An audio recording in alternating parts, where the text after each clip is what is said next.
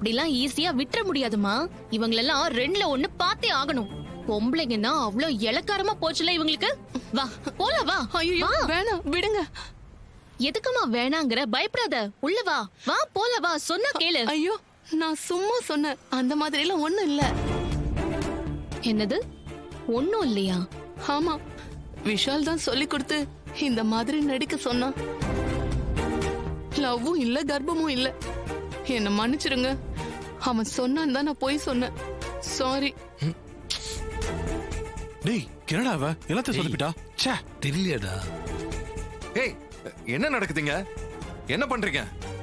எப்பா விஷால, நீ ஆச்சு இந்த பொண்ணாச்சு, உங்க விஷயத்துல என்ன இழுக்காத. தேவையில்லாம போலீஸ் ஸ்டேஷன் அது இதுன்னு இவங்க பிரச்சனை பண்றாங்க. இல்ல திவ்யா, அது வந்து எப்பா ஆள விடு. ஏய் திவ்யா,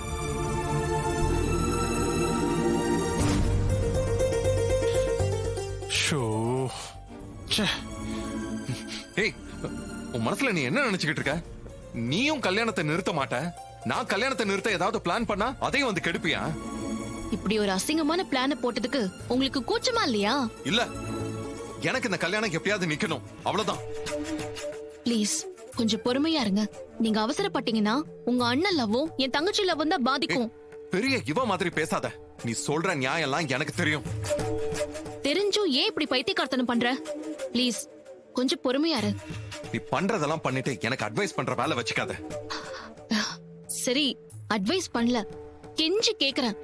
ப்ளீஸ் கொஞ்சம் பொறுத்துக்கோ. நானே உங்க அம்மா கிட்ட பக்குவமா பேசி அவங்கள கன்வின்ஸ் பண்றேன்.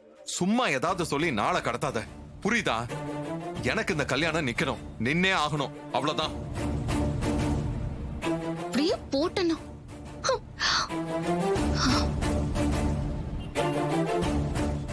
வண்டியில இரு. போலாம்டா.